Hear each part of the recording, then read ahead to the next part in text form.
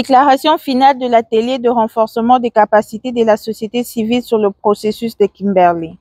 Nous, délégués des organisations de la société civile impliquées dans la mise en œuvre du processus de Kimberley en RDC, réunis dans la salle Monseigneur Mouzei, roi de la paroisse Sacré-Cœur à Kinshasa du 29 au 30 août 2025, à l'occasion de l'atelier de renforcement des capacités des organisations de la société civile sur le processus de Kimberley, dans le but de contribuer à garantir les chaînes d'approvisionnement responsables en diamants en RDC, avons examiné la mise en œuvre de la déclaration finale de l'atelier régional de l'Afrique du 30 mars 2024 à Kinshasa.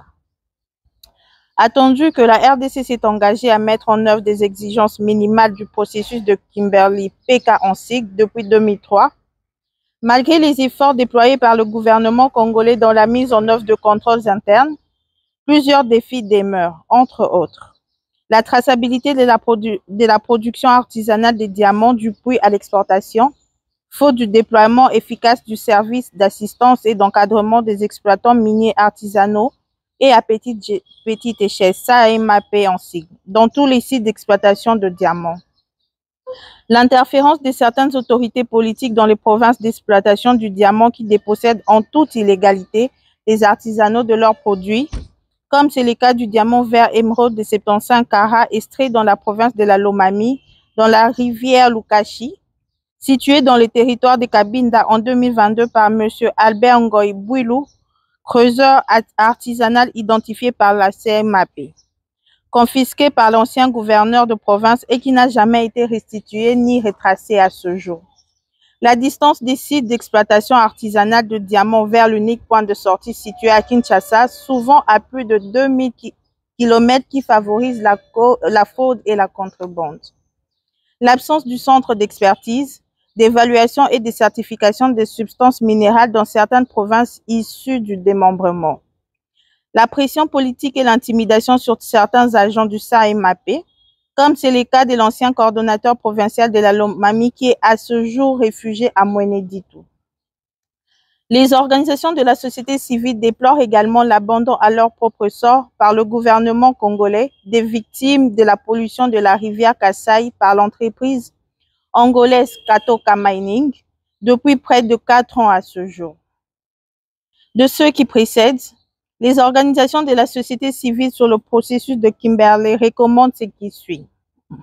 Au gouvernement congolais, premièrement, renforcer les déploiements du service d'assistance et d'encadrement des exploitants miniers artisanaux et à petite échelle, SAEMAP en sigle, dans tous les sites d'exploitation de diamants en lui dotant de moyens financiers, techniques et humains. Mettre fin à l'interférence de certaines autorités politiques dans les provinces dans les circuits d'exploitation du diamant et engager des poursuites judiciaires contre les récidivistes.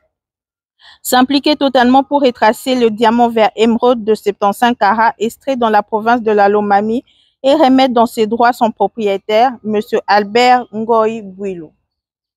Décourager les autorités politiques à exercer les menaces contre les agents des services spécialisés du ministre de Mines et permettre au coordonnateur provincial du SAEMAP de retrouver son poste de travail à Cabinda.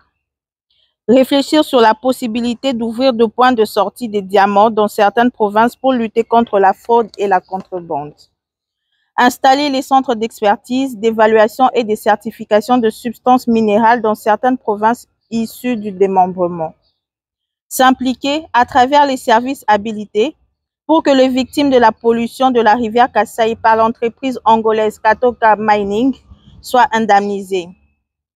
Respecter le droit des femmes dans le secteur minier de diamants.